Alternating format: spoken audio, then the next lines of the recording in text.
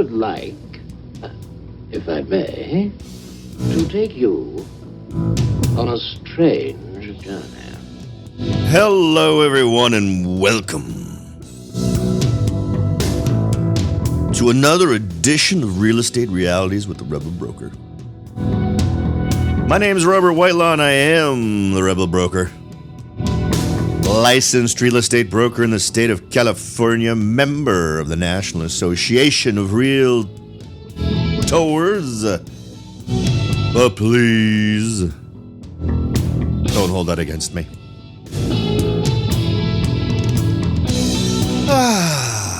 We are over the hump, folks. We are in the home stretch of the week. I hope everything's going great for you.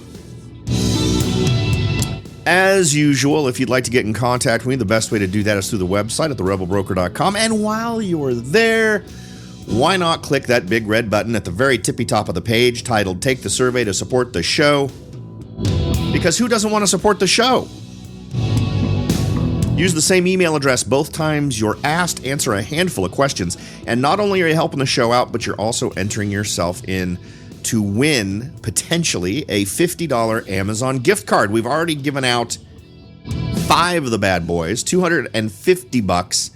In the first couple of weeks of March, we'll be doing it all over again, so you have a chance at the money, which is good.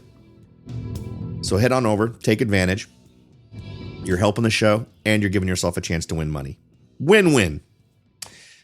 In addition to that, if you'd like to get involved with the Rebel Underground. Now, the Rebel Underground is a special select group of elite listeners. Yeah, I just feel goofy selling it like that. But in any event, who get access to unreleased material, or exclusive material, I guess is a better way to put it, since it's released, but just to them. The first one was released a couple of weeks back, 2-3 weeks ago, which was a video on once you've sort of gotten your inspiration on a general metro area to explore for investment, how do you drill down? How do you try to figure out what specific areas that you're going to want to look at, and drills right down to the point where you find a property? And that's a video that everyone in the Rebel Underground has access to. And there will be more material. I'm kind of gearing myself up for releasing new material to the Rebel Underground every 2 months, something along those lines. It may be more quickly. It may be a little slower, but that's kind of in general the time frame I'm looking at. So join on in. As part of your welcome to the group email, you'll see a link to that exclusive video that's available just to Rebel Underground members right now, so that you don't miss the boat, so that just because you weren't in the list at the time it came out, you still can get access to it. And I had one of you suggest that the Rebel Underground get a login only page at the website. I am looking into ways to make that happen. Right now, none of you have logins. I just have contact information for you, which would require you to jump through another hoop to register. And I'm not sure I want to make all of you have to go through that. But in any event, I'll try to figure something out. So I hope you all have had a great week. We're wrapping things up. Hopefully we've got a great weekend planned. Today's show is really several different pieces of information that kind of come together in a way that I think gives us some insights into what should we expect from the market coming up. It's a little bit of a try to look in the crystal ball, given what we're seeing, type of episode today. So let's start with the very first article that I came across that kind of interested me, because it's relatively good news, I guess. Existing home sales begin 2017 with a bang. There are several articles actually that make this point, one from Risk Media, one from the Los Angeles Times. Americans buy existing homes at fastest pace in a decade. So, I mean, these are interesting in terms of how quickly the available supply of homes are being sold off. But there's a couple of different ways to look at this because of the way that they report this data. So let's cover the numbers part, and then let's try to think about it in terms of the realities that we're in, right? Because in some of these areas, these are very challenging markets that already have very low inventory. Home sales rose 3.3% in January from December to a seasonally adjusted annual rate of 5.69 million, according to the National Association of Realtors, and they reported this data yesterday on the 22nd. They try to make some connections on why this happened. Steady job gains, modest pay raises, rising consumer confidence. We've talked about these numbers in the past, and I really don't think it's appropriate for them to use these simply because the actual increase in income didn't happen. Spending outstripped some modest gains of less than 1%. I think we had a 0.8% increase in spending and a 0.4% increase in spending and a 0.2% increase in income. So, I mean, it was one of those things where it was more than a wash in terms of it taking more money out of your pocket.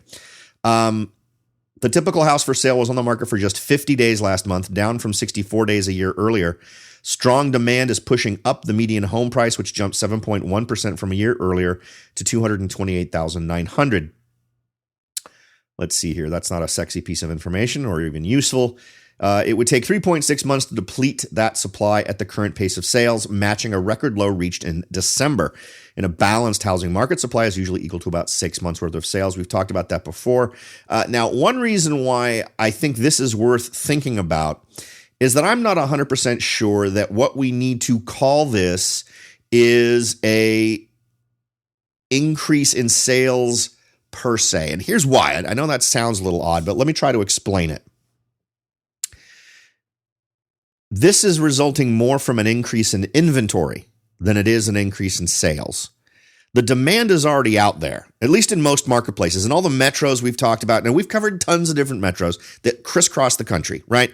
Here in my area, this is what I absolutely think is going on. I think this is also true in most areas in Southern California and any of the other big metro areas. I think the reason why we're seeing this increase in home sales has more to do with the fact that there are more homes to get sold.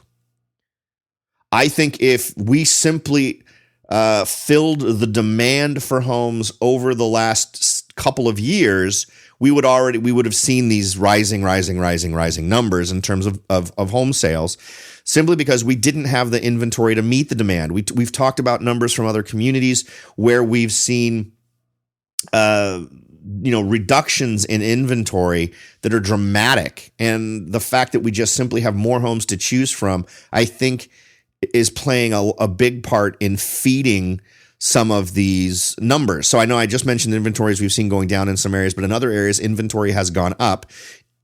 In my area, for instance, and I've mentioned this before, I maintain a search for the bread and butter property of buyers, 3 bedrooms, 2 baths or more, and what's out there.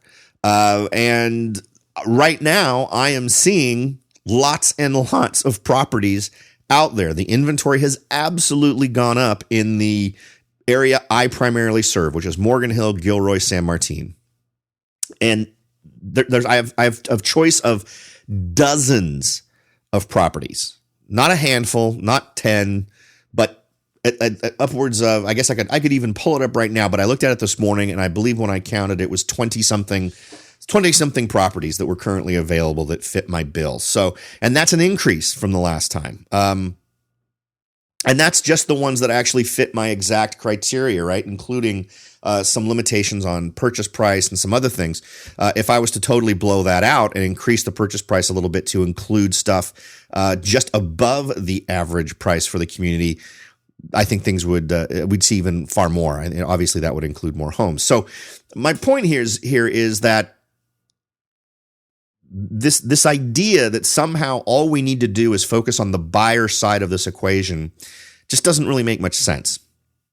And I don't know how anyone could come to the conclusion that the primary feeding factor of this increase in home sales is job gains or pay raises or increased consumer confidence. I guess because maybe the one explanation you could offer there is that it's folks are willing to embrace a higher level of debt. I mean, they're willing to raise their amount they're going to spend if they qualify for it based on the market, that they simply have to pay more for their properties. But I think the more reasonable explanation, given what we know, all the other data that we've talked about relating to the marketplace, is simply more homes have come onto the market in a lot of these different metro areas and a lot of these different areas that folks pay attention to, which has given us this 3.3% raise in January, or at least I think attributed to a pretty big part of it. All right, so that was one of the first things I wanted to cover.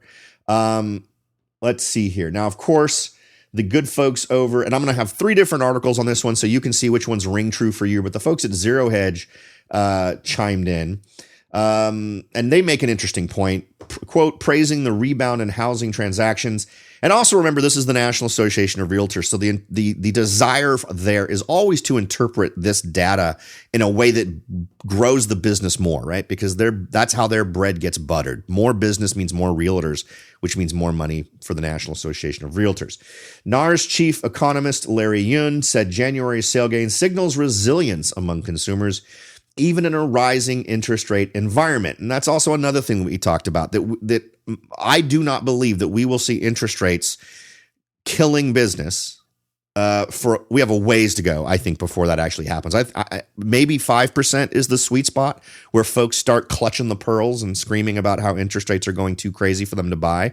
But the amount of motion that we've seen in interest rates now, because remember, we were having this conversation a month ago when the numbers weren't looking so good, and everyone was trying to say that interest rates are what was causing the problem. And now that's clearly isn't playing a part in what's pushing purchases. Quote, much of the country saw robust sales activity last month as strong hiring and improved consumer confidence at the end of last year appear to have sparked considerable interest in buying a home. And again, it's as if people just decided to buy a home. They don't even listen to the things they were saying 2 months ago when there just simply wasn't enough inventory, when there just were not enough houses. That is the problem. The problem is there are not enough properties for people to buy. Quote, market challenges remain, but the housing market is off to a prosperous start as homebuyers staved off inventory levels that are far from adequate and deteriorating affordability conditions. So in the very next sentence, they talk about how inventory levels are far from adequate and that affordability is a problem. And yet it was simply this consumer confidence and whatnot that fed folks to boost up this number, to increase the number of homes that sold. It really doesn't make a whole lot of sense, but it does make sense if you think of it in terms of, well, what was the big change? What was the thing that moved? It had to be inventory. It had to be the number of homes available for sale. Now, if we get a little bit more into the housing, the West led the housing transactions, with only the Midwest posting a 1.5% decline. So again, I always like to point this out when we're talking about these numbers. When you get into your regions and these different areas, you need to figure out what the ground truth is in your area. So let's run down it real quick. January existing home sales in the Northeast jumped 5.3% on an annual rate of 800,000 and are now 6.7% above a year ago. The median price in the Northeast was $253,800, which is 2.5% above January of 2016. In the Midwest, existing home sales decreased 1.5% to an annual rate of 1.29 million in January and are 0.8% below a year ago. And again, you can ask the same question about that I just brought up. Well, why is that? It's because did inventory not go up in those areas? What's the factor? Is it a drop in the number of buyers? Is it a increase in prices to the point where it's too ridiculous for buyers to execute on buying? Or is it because there are simply fewer properties to buy? That's a critical piece of information. I don't know the specific data for that region in terms of that, but that would be my first guess, would be, tell me how many homes were listed. What's the current number of homes listed in those regions? The median price in the Midwest was $174,900, up 6.5% from a year ago. And also, what are the days on market there? Do they have 6 months worth of inventory, 3 months worth of inventory? That's another big thing to know. Existing home sales in the South in January rose 3.6% to an annual rate of 2.31 million and are now 3.1% above January 2016. The median price in the South was $201,400, up 9.2% from a year ago. Existing home sales in the West increased 6.6% to an annual rate of 1.29 million in January and are now 8.4% above a year ago. The median price in the West was 332,300, up 6.8% from January of 2016. So as always, I will include, there's some interesting charts here as well. I will include all three articles in the show notes for today's show, so make sure to check those out. We've got a few more stories to cover in today's show. We'll get to those in just a minute, but for now, we're going to take a quick break, so don't go anywhere. We'll be right back. Are you ready to jump in and start your search for your first investment property? Maybe you've decided that it's time to own your own home, or maybe you're ready to sell your home and move on to something new. No matter what your goal is, the Rebel Broker can help. That's right, aside from hosting this show, I am also the owner broker of Whitelaw & Sons Real Estate Services right here in Silicon Valley. With over 25 years experience serving Silicon Valley, Morgan Hill, San Martin, and Gilroy, I or one of my great agents can help you achieve your goals in real estate. So if you're ready to look into taking that next step towards achieving your real estate goals, point your browser at www.soldbyrobert.com. That's www.soldbyrobert.com and get in touch. Let me show you how I will earn your business and your respect. Again, that's www.soldbyrobert.com, or you can call me at 408-852-0525. California Bureau of Real Estate ID 00984-909. Hello, everyone, and welcome back. We were just talking about some interesting numbers that have come out within the last day or two in terms of Americans buy existing homes at fastest pace in a decade. Existing home sales begin 2017 with a bang. Existing home sales hit decade high as prices jump more than 7%. So we've seen an increase in the number of sales, increases in the amount of the sales, the average price of the sales. And all of that seems fueled more for me by a continuing high demand in buyers, not the buyers deciding to buy, but buyers simply being able to buy because the inventory has gone up. Interesting thing to note, I was looking through some properties that sold recently in Sacramento, and as some of you know, I've got my eye on Sacramento in terms of making it the next place for an investment for me. I'm hoping it will be the location of my first multi-unit property, whether that's a duplex or a triplex or a quad or something along those lines. I do not know. But I'm getting regular data from my chosen agent up in Sacramento. And I was looking through a couple today and noticed that despite the numbers you see and the demand and how Sacramento is slated to be a very big growth location over the next year, this year, I'm seeing that the homes that are selling for under asking price, which is actually pretty encouraging. I like to see numbers like that. And I'm hoping moving forward when I finally get up there and can take a look that I'll be finding the same deals for myself. And that, of course, is sort of linked intrinsically with my move here on my property that I plan on selling and then purchasing another property here for myself and then using some of the proceeds from that actually to acquire for myself an investment property. So those are all sort of linked. So that's the reason why one thing is sort of waiting on the other. In other news items, while we saw an increase in the number of homes that sold, we have seen most recently, now remember, we're talking about the difference between, and this is the difference between the data we're talking about now and the data we talked about a second ago. The data we talked about a second ago is closed transactions, right? So a month and a half ago, we were talking about an increase in mortgage applications. And of course, a month and a half later, we're able to report increases in sales. That's how it works, right? Before you can buy a house, there's typically a mortgage application involved. And now, today, we're seeing mortgage applications have fallen 2% as buyers are slow to start spring shopping season, according to the folks over at CNBC. Let's see, there wasn't really anything terribly sexy in the actual article, sadly. The average contract interest rate for 30-year fixed-rate mortgages with conforming loan balances, $424,100 or less, increased to 4.36%, 4.32%, with points increasing to 0.35 from 0.34, including the origination fee. So what they're trying to say is that it's related to lending, financing, those types of things. I say bull. You could have said the exact same freaking thing. A month ago, remember, was when we were seeing the increases that everyone was freaking out about. And we ended up getting more mortgages. We ended up getting more sales as a result of it. I simply think we have not made it far enough in terms of increases in interest rates for it to substantially impact sales. I really don't think we're there. So I know they want to blame it on that, but my guess is simply we had a peak. We had an increase in the number of listings, probably in general, and those got sold off really fast. And so we saw a bulge in the number of homes that are getting sold, and that bulge probably won't last next month as we see fewer mortgage applications this month. Billions wasted. This is one I wanted to bring up because this was part of one of the advice series that I do, where we take popular news outlets that say, here's where investors should be looking.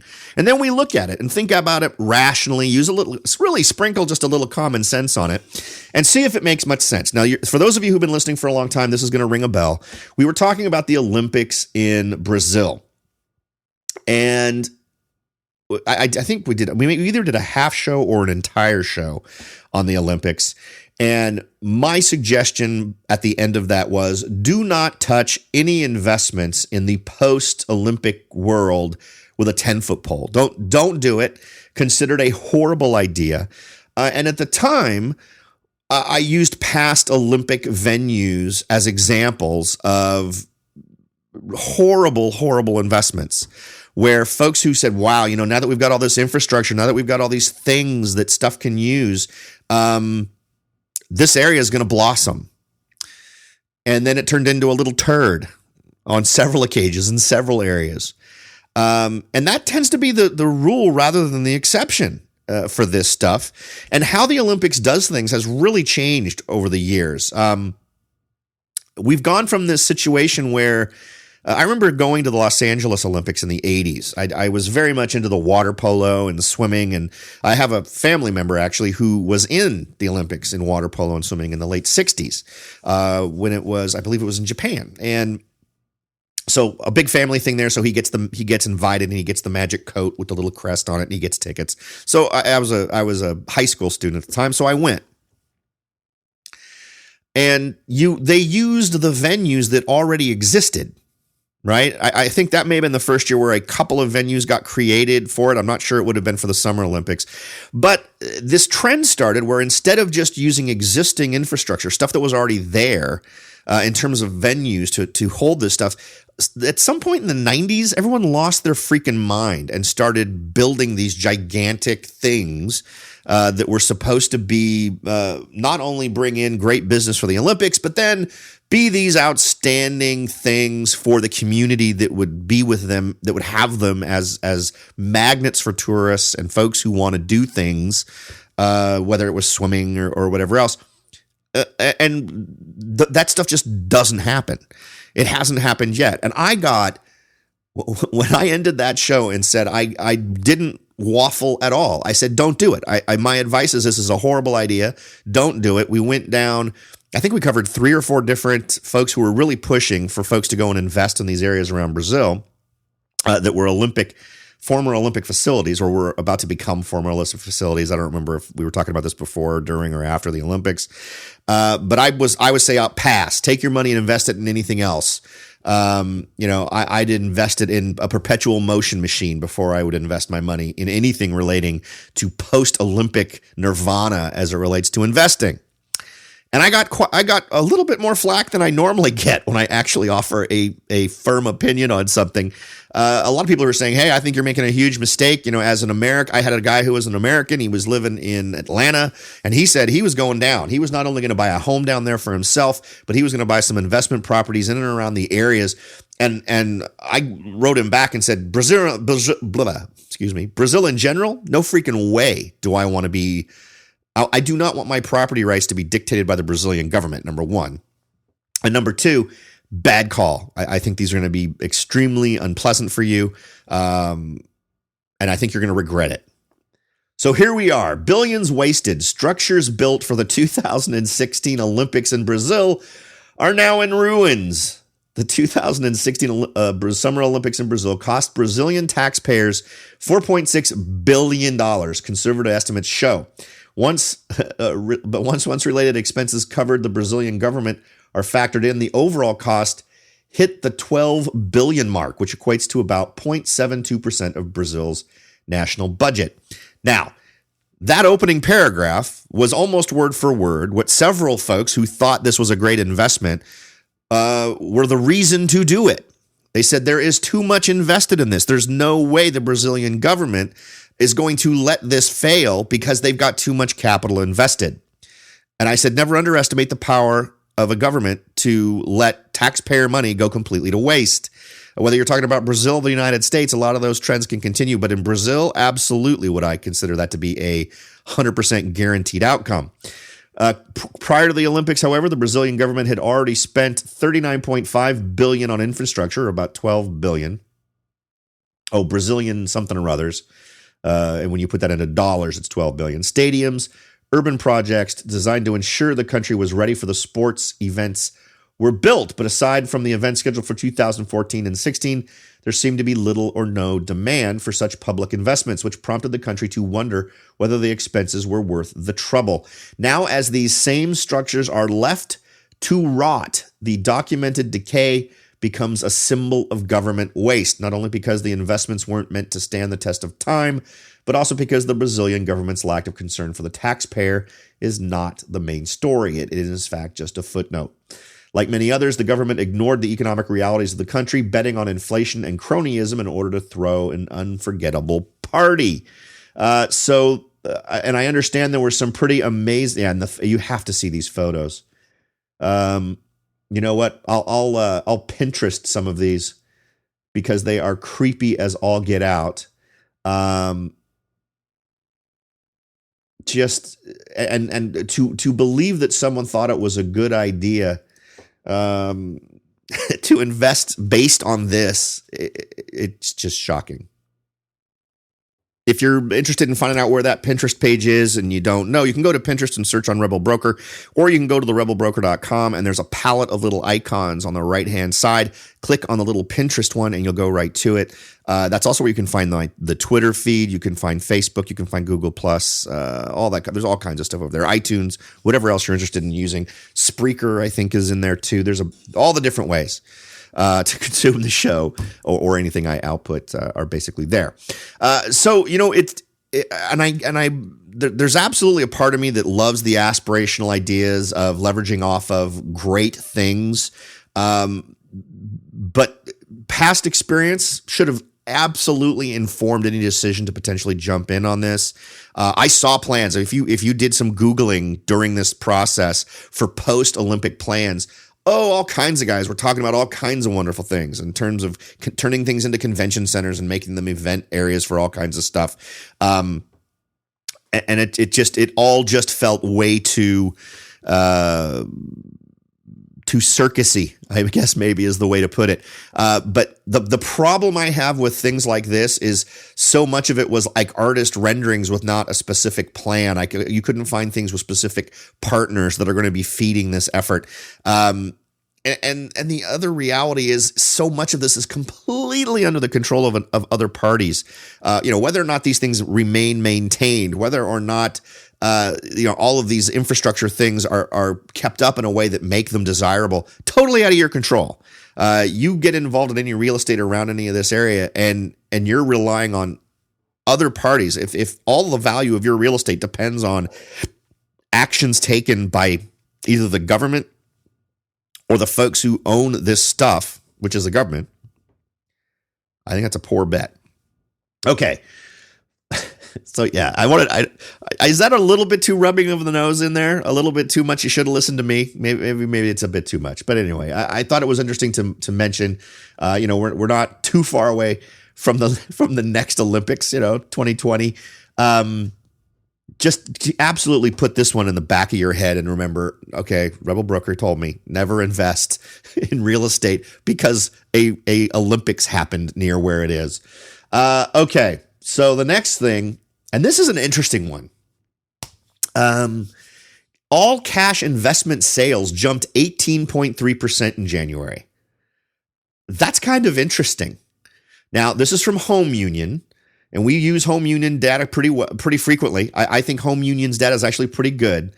They released their January data on home sales prices, In the January 2017 Home Union Sales Report, and I'll also include a link to that so that you can check it out, the report indicates that both investment home and owner-occupied home sales soared last month. And we've already talked about that, right? We had a really big number of sales, making year-over-year growth of 8.7%. All cash investors led the charge for single-family real estate as they sent the investment median cash price up 18.3%. Investors who used leverage to acquire single-family rentals also contributed to the growth of the real estate market as the investment median sales price jumped 12.9% to nearly $200,000. That's kind of an interesting number. It's also interesting given the fact that the numbers we've been seeing would really lead you to believe that's the opposite of what we would see happen. Steve Hovland, the director of research for Home Union, said, expect pricing to continue to accelerate in the months ahead. Demand for single-family residentials will remain robust throughout 2017. Vacancy is forecast to tighten, reaching the lowest level of the current cycle. According to the U.S. Census Bureau, 805,000 households were formed in 2016. Of those, 434,000 were renter households. Low inventory, high debt burdens, and rising interest rates will limit the number of first-time homebuyers to 35% of the market, below the long-term trend of 40%. Isn't that interesting? And I think it fits in really nicely with what we were talking about yesterday. We were talking about choices that will need to be made in the face of debt. This is specifically calling out the things that I think are likely to nudge our market one direction or another: continuing low inventory and higher debt burdens. And in order to service your debt, you need to spend more per month. Well, what do you do to adjust that? I think they've got it exactly right in terms of referring to this as a situation where renting is going to be more popular, simply because folks aren't going to have the resources to get into the purchase. Despite and remember, this is still a market where buyers dramatically outnumber the homes available. I don't think this negatively affects that scenario, because we're simply not building enough homes to fill that gap, and there aren't enough sellers putting their homes on the market to fill the demand. But this, again, nudges our consideration of the rental market, right? Now, their assertion is that we'll continue to see growth in the single-family residential home rental market. And I don't think that's necessarily wrong, but I think they may be overestimating folks staying committed to renting a single-family residential home. As we talked about yesterday, more housing units are coming on the market in terms of apartments. Now, granted, remember, we need to get ground truth for that. You need to see what's happening in your area to determine that. But I think those of you out there who are investors, aspiring investors, current owners of single-family residential homes, condos, townhomes that you rent, whatever they may be, you need to understand that there is a shift. There is a situation where we are seeing an increasing number of folks out there in the world who are renters, who are trying to figure out how to cut corners. And it would not surprise me one dang bit if we see this interesting little migration of folks moving away from renting single-family residential homes and moving back into apartments. And I'll tell you what, I think the smartest apartment builders right now are the folks who are building slightly larger apartments with 3 bedrooms instead of just 2.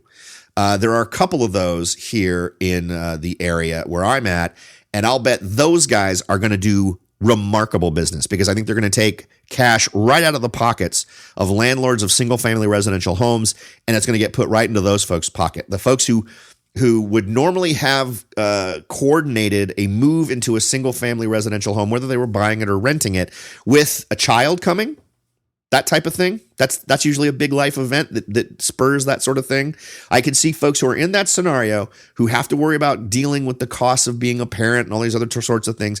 And instead of staying in that single family residential home, they end up moving back into an apartment scenario in order to save money. In some markets, the amount to be saved is huge. And I think that's going to be huge, vastly tempting. So I think those of you who currently own, those of you who are looking to buy and become a landlord, need to understand the truth of your area where your property is to figure out if you're going to be coming up against a little competition related to this potential migration of interest in terms of where renters are willing to rent. I do hope that was some valuable info for you, folks. I hope I've given you something to think about, and that you feel your time with the show today was well spent. That's always my goal, for you to walk away feeling you may have spent $1 worth of your time, but you've gotten $2 worth of value out of the experience. So let's hope that was the result of today's show. Thanks again for listening, everybody, and I'll talk to you all next time.